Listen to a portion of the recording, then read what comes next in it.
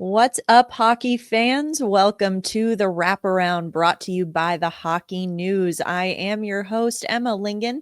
I am joined today by Michael Augello and Adam Kierszenblat, also of the Hockey News, coming at you to bring you all of the latest and greatest storylines from around the NHL in bite-sized portions. And we've got lots to get to today. We've got Martin Necas signing a new contract with Colorado. We've got Thomas Harley inking his own deal with the Dallas Stars. We're going to get to all of that and more in just a few moments. But before we do, want to remind you all that for over 75 years, the Hockey News has been the ultimate hockey fix. Now you can get 12 issues delivered straight to you, packed with stories, stats, and a bonus gift issue to kick things off. Head over to thn.com and get in on the action. All right. Guys, got to start with the latest breaking news we've gotten today. Martin Necas and the Colorado Avalanche have agreed to an 8-year, $92 million contract. So that's an $11.5 million AAV. That, of course, takes another major 2026 free agent off the board for this class. So the deal is heavily front loaded. It's got $60 million in signing bonuses. It also has a full no move clause over the first 7 years of that deal. So Mike, just first thoughts, what do you think of the extension? Do you think it's smart for the team? Do you think it's a good value? And you think that Necas will return that value over the length of the deal? Well, when we saw the fact that he was acquired in the Rantanen deal, and his contract situation was that he had an extra year, you would have thought that Colorado would be saying, we can't let this guy get away. If he works out here, we cannot let him get away. And if you look at this contract, it's less than what they would have paid Rantanen. I believe when they were talking contract with Rantanen, it was their max was around 12.5 million, and he wanted 13 or 14 million, and that's why he got traded to Carolina. I mean, Nate just scored at a point per game or almost a point per game pace last year after the trade. He's scored 7 goals in 11 games right now. He's obviously is successful, is working out in Colorado, and he likes it. So it's a smart move for the Avalanche. And now they tackled the big one in the next year, which is when Cale Makar comes up for he has a year before he becomes a UFA, and they'll try to get him locked up at that point. Yeah, definitely big moves, big decisions coming for the Avs, but they get Necas locked in at 26 years old, so still just about kind of the beginning of his prime here. Adam, what do you think of the deal for both the player and the team? Do you think this is a smart move? I think that overall it's smart just because we've seen Necas and McKinnon work very well together. But it also brings up the question, Mikko Rantanen's making $500,000 more per year on his contract. So it really does put into now we can do a real comparison of like the two players because they make so close together. But yeah, I mean, it's going to be just interesting to watch how this partnership between Necas and McKinnon grows.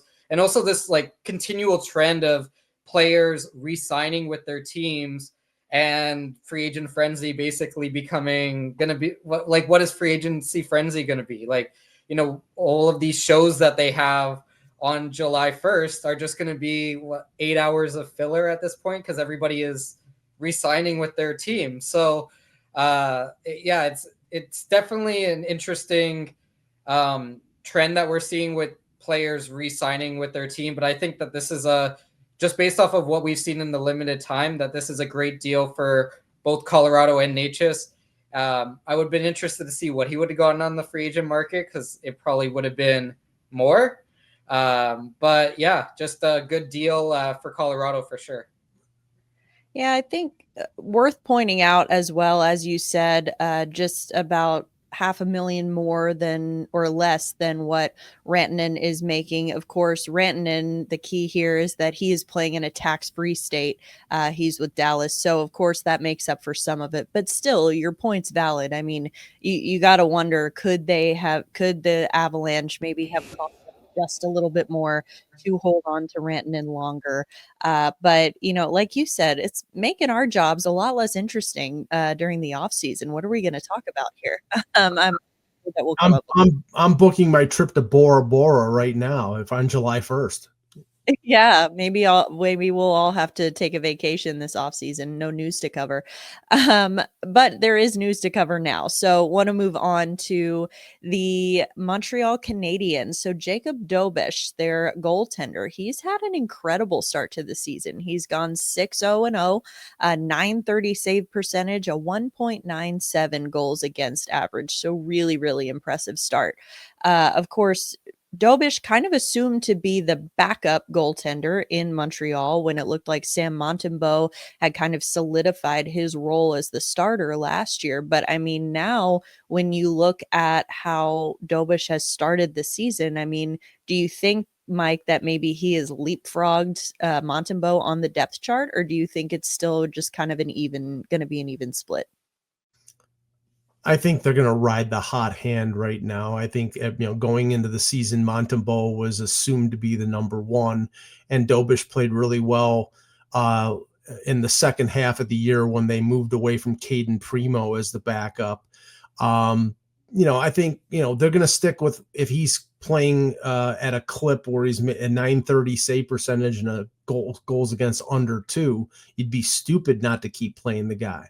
But, I would assume that eventually Montembeault will settle into probably playing the majority of the games. If not, then the Canadiens have a nice problem. If Dobes can maintain this pace, then they're going to probably win the Atlantic Division. But do I think that that's going to happen? I'm a little skeptical still. Yeah, it's a big if. I mean, Adam, what do you think of first what Dobes has done so far? Do you think it's going to be sustainable at least to some degree? And where do you think the Canadiens go from here? Well, I think with Dobes, it's just interesting because Montembeault was the projected starter, and we were talking about, is Montembeault going to be on the Canadian Olympic team? I don't know if that conversation is happening anymore, but just based off the state of Canadian goaltenders, he still might be there, but that's a whole different topic. But like Montreal was here in Vancouver recently. I got to see Dobes. Like, they're also, the way that they play really helps their goaltending. So Dobes is really good. Like, he's positionally strong. He doesn't allow a ton of bad goals. But like this also, you have to give Montreal a lot of credit for just the way that they play.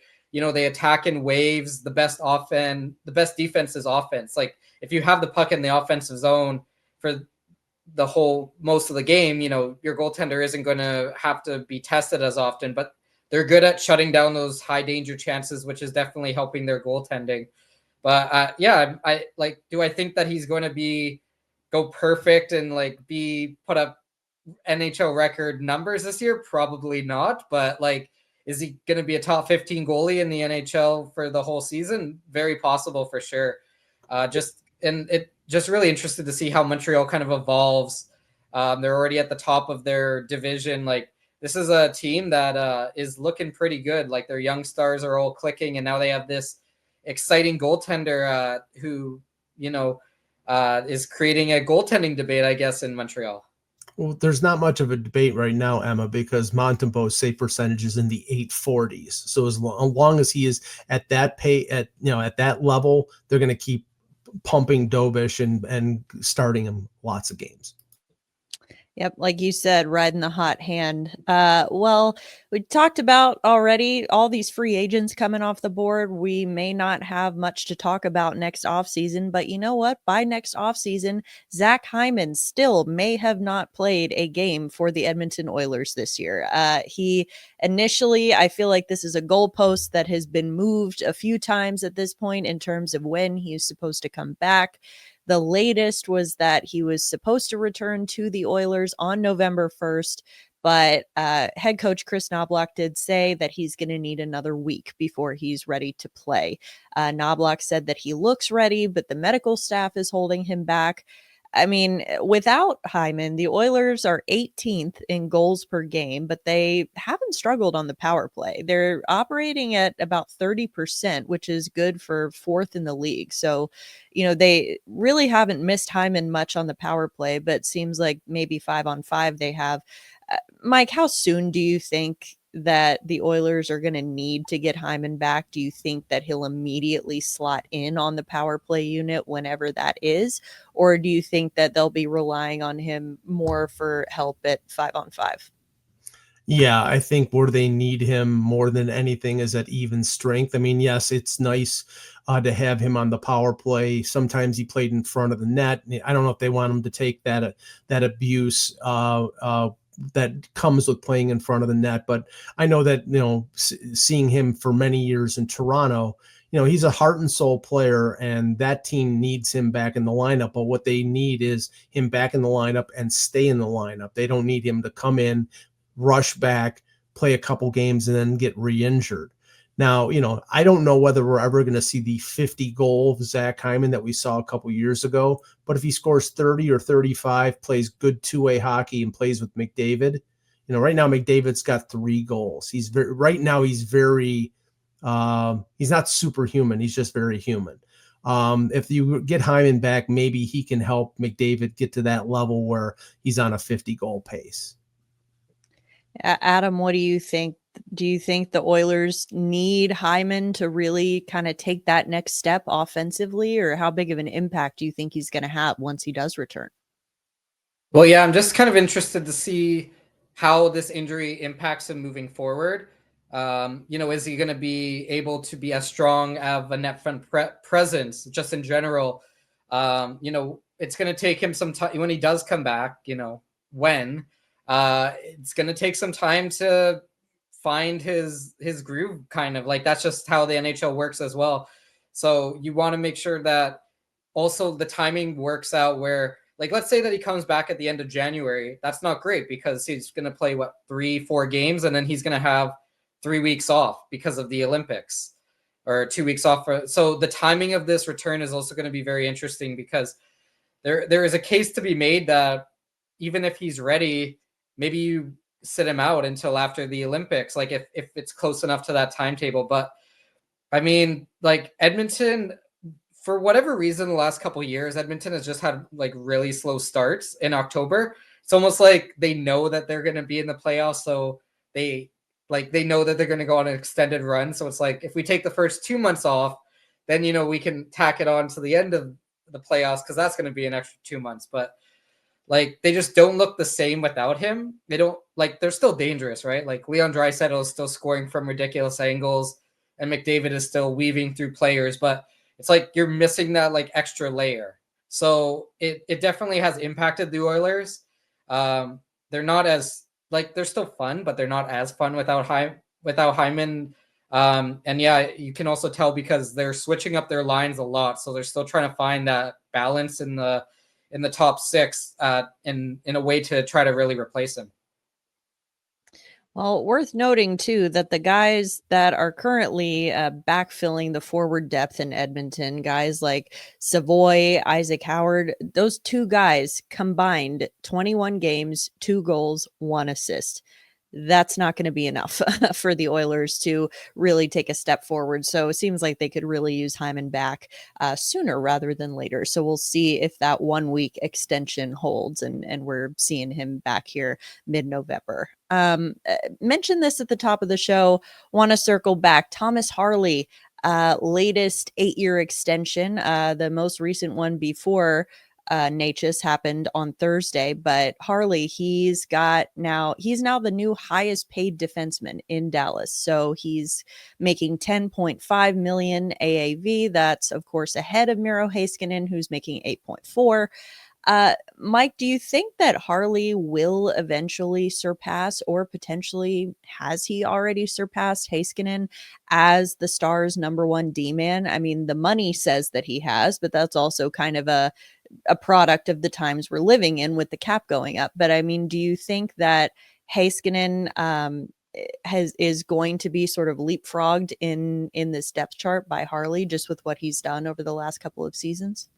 Emma, the Dallas Stars have a luxury that most NHL teams would kill for, and that's 2 number 1 defensemen. I mean, Harley is definitely going to be on Team Canada at the Olympics, and we know Heiskanen is going to be on the Finnish team, probably their best or second best defenseman.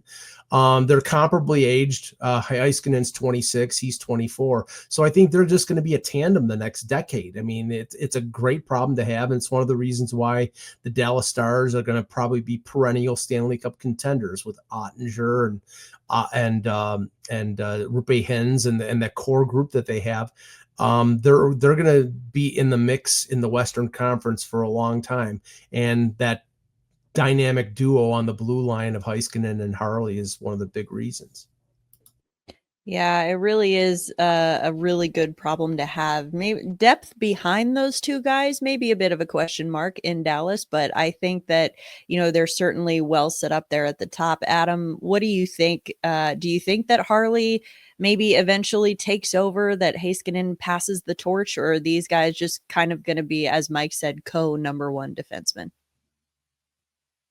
Yeah, I think that, why not have, if you can have 2 number 1 defensemen, why not, right? Like, if you can have 2 number 1 caliber defensemen on the same pair, great. Like, put them both out for 25, 26 minutes a night. That's going to be great for Dallas. Like, Dallas is so deep.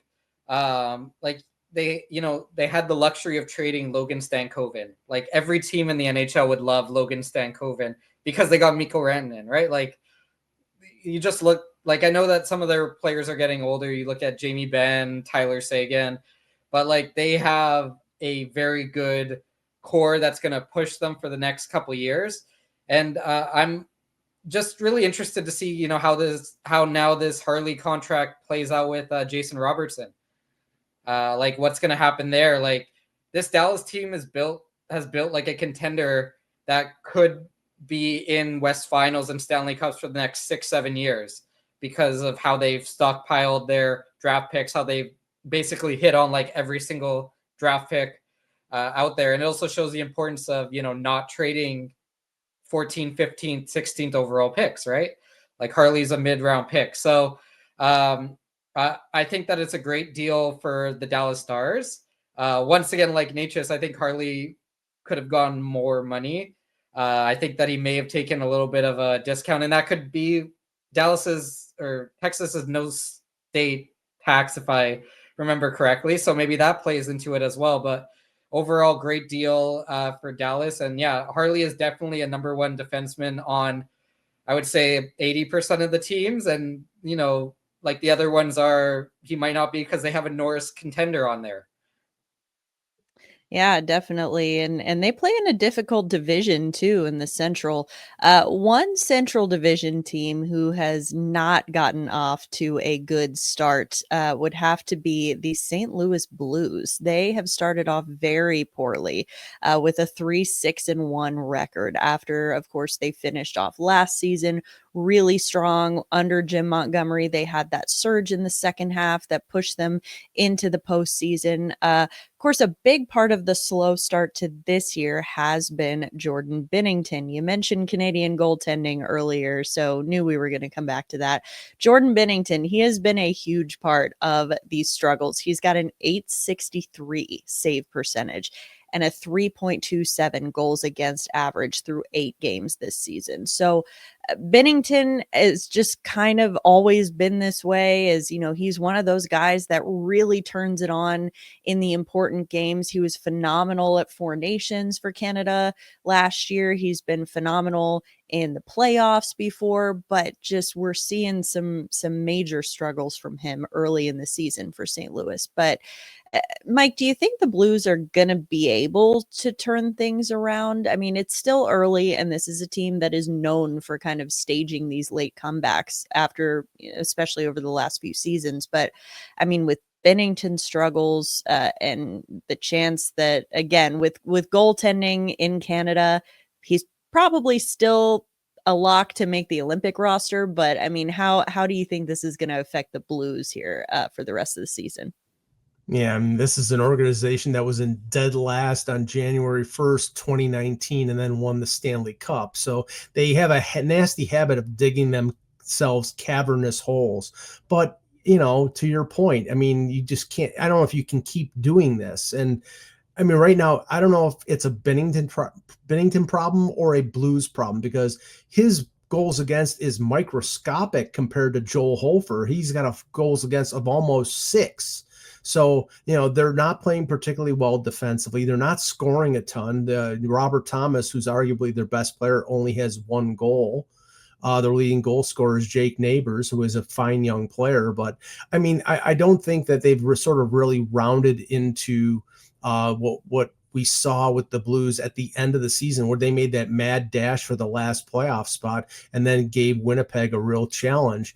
I mean, this is why I picked St. Louis to miss the playoffs, because I don't think they can keep doing what they do and continue to make that late charge to a postseason spot.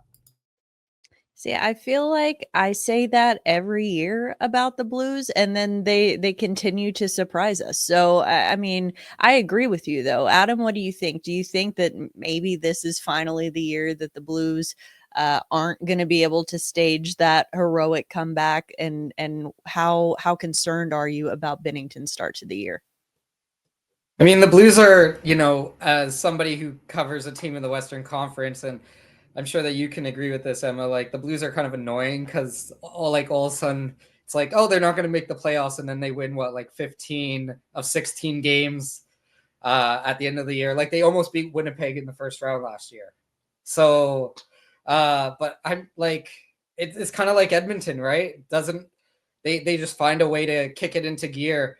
And with Binnington, like, I don't really know what's going on with Jordan Binnington. Like he's not a fast starter for season, but these numbers are not even in the stratosphere of what he's usually at. Like these are not good. And I know Joe Hofer isn't having the strongest season either. So it's like overall, it's just not good time to be a St. Louis Blues goaltender. They're struggling to score. They're allowing a ton of goals, but like you said, they're probably going to turn it on. Maybe all that Binnington, like we haven't heard Binnington's name in the news or on clips lately. So maybe all it takes is him trying to fight somebody and then he'll snap out of it. Right. Like, so the Blues are definitely going to be an interesting story. They're dealing with some injuries right now as well. So we'll see what happens after the Olympics. I think that's a good way to put it. Definitely. And I'm sure we will be seeing vintage Olympic Jordan Binnington when that time comes, but we'll see. Mentioned earlier, a bunch of big name free agents already off the board for 2026. One who still has yet to be signed, which I think is of note, is Adrian Kempe. And also of note, he has had an absolutely phenomenal start to the season for the LA Kings. He's got 14 points in 11 games. Of course, going to be a free agent after this season, due for a major raise, considering he currently is at a $5.5 million cap hit, which is just pocket change, especially with the cap going up here in the next few years. So Elliot Friedman recently said on the Fan Hockey Show with Sportsnet, quote, "I have no idea how the Kings can't sign him." So Friedman also went on to say that the Kings had initially wanted to get him signed at $9.5 million AAV, but that has quickly changed. So Mike, what do you think is the right AAV for Kempe? And then can the Kings actually afford to pay him to make sure they don't lose him? They're in a situation like Colorado where they can't let Necas go. They have to get him signed. And I mean, in this situation with the Kings, I mean, Kopitar is retiring at the end of the year. That clears a big chunk of salary. Drew Doughty, his $11 million drops off after next year. So you have a lot of money to play with, and the cap is going up. So, you have to get Kempe signed. Now, he is 29 years old. So, maybe the issue is a 7-year deal or an 8-year deal to spread out the AAV. And that may be the negotiating point. The funny thing is that it really, the parallels between Kempe and what's going on with Buffalo and Alex Tuck, who is leading the Sabres in scoring right now, who paused negotiations with the Sabres these two guys, if they play it out with everybody else being signed, they could hit the jackpot in a really thin free agent class. So, it might be like Friedman says, and you can't see how they can't sign him, but with both Kempe and Tuck, they may play this out and say, okay, I want 13, I want 14. And if you're not going to pay it, somebody else will.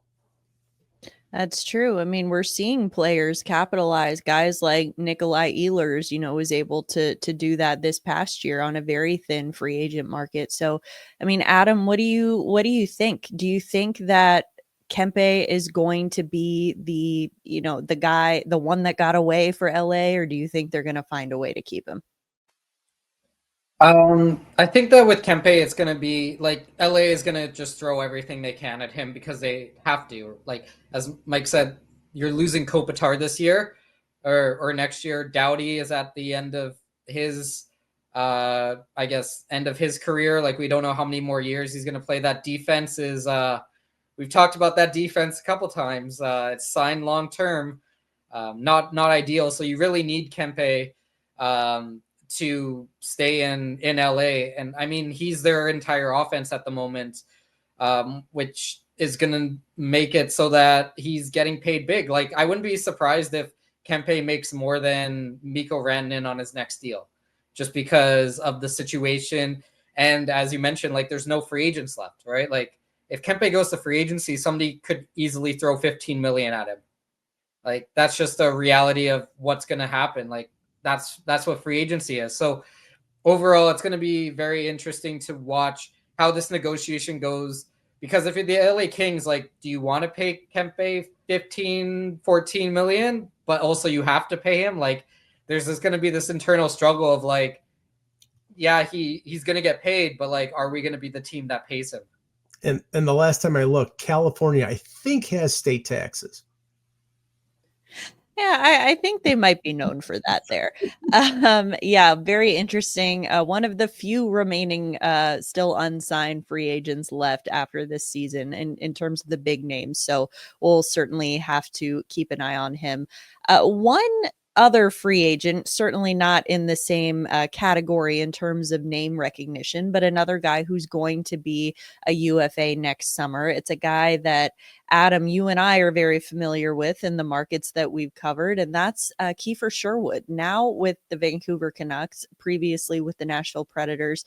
He's really been on an upward trajectory over the past few seasons. So he had 27 points in 2023-24 with Nashville. He had 40 points last year with Vancouver.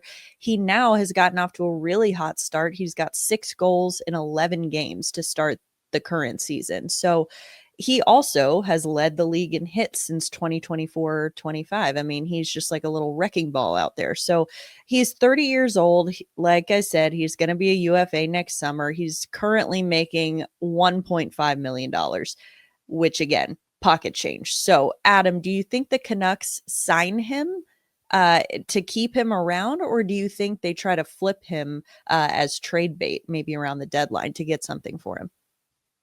Well, I can tell you that Vancouver wants to sign him. He has 45 hits this year as well, unless the NHL has changed that, because they've been known to go back and update hits a couple days. But like, Kiefer Sherwood is the exact type of player that you want on your team. He's a heart and soul player. He's great in the locker room. Like, when he's talking to the media, he's very honest. Like, he's one of the most honest players that I've covered. He'll give you like actual answers. It's not just generic, we need to play better. Like, he'll say, we need to play better. This is why this happened. Like, he's just, in Vancouver, we call him a vibe player. Like, he's just a good vibe all around. I mean, but like, it's, his contract might be $4 million. Like, that's a very big possibility. With all the injuries Vancouver's playing with, he's playing on the second line at the moment. Like, he's worked with Pettersson. Like, we know that he can play with Pettersson in a first line capacity for a short amount of time. We know that he can penalty kill. He has an underrated shot. Like, he's just the type of player that you want on your team. And with the cap going up, and I think that Vancouver's going to do everything they can. But of note, Sherwood did change his agent heading into the season. So that's also something that's also something just to keep an eye on. But I mean, with the Canucks, we also don't know what they are because of injuries. So if they're not in a playoff spot, it's probably smart to try and get an asset for him. But if we know this team, they're going to do everything they can to push for playoffs. So I wouldn't be surprised if Sherwood is re-signed on a multi-year deal by the end of the season. Mike, do you agree, or do you think that the Canucks will try to maybe trade him, get some value for him? They'll try to get him signed before the deadline, but all I can say is in the post-Tanner Jeannot world, where he gets a 5-year deal at $3.4 million, Kiefer Sherwood should easily get over $4 million because, you know, he is a guy who's scored almost 20 goals, had a good year last year, and is having a good year this year. So I think he's going to hit it big either in Vancouver or someplace else. Something about these breakout, hard-hitting forwards from the Nashville Predators. They just go on and seem to get these big contracts. Yeah, definitely one to keep an eye on. Sherwood's had a fantastic start. Adam, want to go back to you for this one. We've got some WHL content to talk about here, and you are our expert in that category. So the Canadian U17 Hockey Challenge starts this week, and they have invited two 15-year-olds to that tournament, Liam Pugh, Maddox, Schultz. And so it's worth noting that only 43 15-year-olds ever have been invited to that tournament. So I think it's worth noting that there are two of them this year. I mean, both again have been invited. They were both drafted in the top 3, first and third overall in the WHL draft. You know, do we think that these guys are like, first, can you tell us a little bit about them? And is this kind of the next dynamic duo to keep an eye out for when the NHL draft comes around in 2028? Yeah, so Schultz and Pugh, they're the real deal. And that's really, we don't say that much about 15-year-olds. Like Maddox Schultz, there was a case to be made about him potentially getting exceptional status. He didn't in the end. Didn't matter. He went first overall, and then Liam Pugh went third overall. But I mean, you look at these numbers. So these are 15-year-olds playing in U18 for in Regina. Schultz has 27 points in 9 games. Pugh has 24 points in 8 games. Like, that's pretty incredible. They both already made impacts at the WHL level. This U17 tournament, it's really an opportunity for NHL scouts to kind of see not just Canadians, but there's a US team, Sweden, Finland, Czechia. So it's kind of like an opportunity to watch the next generation. Like James Haggins is a name that, like, I watched at the tournament when it was here in Vancouver. He set a record, and he was just completely dominant. So they're going to go up against tougher competition. Like, they can go back to this tournament for another year if they really want to. But yeah, like, they are the real deal. Like, this is Regina's meal ticket for the next couple of years for sure. They're really good friends. They obviously play together this year. They have a lot of chemistry. So, I mean, overall, it's going to be really exciting to see how they just develop.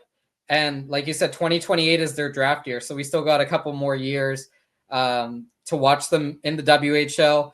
But yeah, if you watched them already, if you are a WHL fan, I would highly recommend getting out to a game and watching them, or even watching them on the Victory Plus stream, because they are very exciting to watch as 15-year-olds. Certainly sounds like it. That is definitely good information to know. So again, it's Liam Pugh, Maddox Schultz, both going to be at the U17 Hockey Challenge this year. Want to wrap things up today. Now going to Mike. You know, we gave Adam his moment to talk about the area of his expertise. Now we got to give Mike some time to shine here. And I know you've got some thoughts on this. So of course, here in the United States, ESPN and TNT took over as the national rights holders for TV broadcasts for the NHL a couple of years ago, of course, taking over for NBC after that contract ran out. So I think the results, the feedback has been mixed at best with these two networks taking over. So Mike, what do you make of the, just now that we're a couple years into this, what do you think about the ESPN and TNT broadcasts? How are they similar? How are they different? Do you have a favorite broadcast? And just kind of what are your thoughts overall on the production? Well, I think TNT is the more superior of the two broadcasts. They're in game, they're in between periods with Paul Bissonnette, with Liam McHugh, with Anson Carter and Gretzky. Their panel is really good, and I think their play-by-play Kenny Albert is fantastic, and they have good color commentators. I think the best thing about ESPN is Ray Ferraro. Ray Ferraro was, when he worked with TSN in Canada and works with ESPN and ABC when they do the Stanley Cup final games. I think he's the best in the business. But with ESPN, they really, I believe, have given short shrift to the NHL. They put a lot more energy in the NBA. They put a lot more energy in the NFL. And I think that the NHL is there to fill the bill for ESPN Plus, and they don't give what the NHL deserves in terms of coverage. Yeah, definitely seems to be a pretty significant gap there. I agree with you about TNT. I think the studio show is fantastic. I think Henrik Lundqvist is one of the best analysts I've ever seen of this game. He gives such great insight. And I think that ESPN, I have to agree with you. It's like they've maybe bitten off a little bit more than they can chew here. It doesn't seem like they're quite giving the NHL the same level of attention that they do give to the other sports. So something that maybe we were hoping would change after the first season, but it's still kind of looking to be the case here. Of course, you've got some name recognition. Guys like PK Subban, John Buccigross, Kevin Weeks are all part of the ESPN production, but I have to agree with you there that the TNT production far superior for the NHL, which is good because that's who will be broadcasting the Stanley Cup. So at least we'll have that to look forward to. That's going to do it, though, for today's episode of The Wraparound. Thank you to everyone who tuned in and joined us today to listen to some hockey talk. A reminder that for over 75 years, the Hockey News has been the ultimate hockey fix. You can get 12 issues delivered straight to you, packed with stories, stats, and a bonus gift issue. Head over to thn.com to get in on the action. Once again, that is going to do it for today. If you want to read more great content from the Hockey News, check out both Michael and Adam and their content on the site. But for now, that is it for Michael and Adam. I am Emma Lingan. This is The Wraparound, and we will see you next time.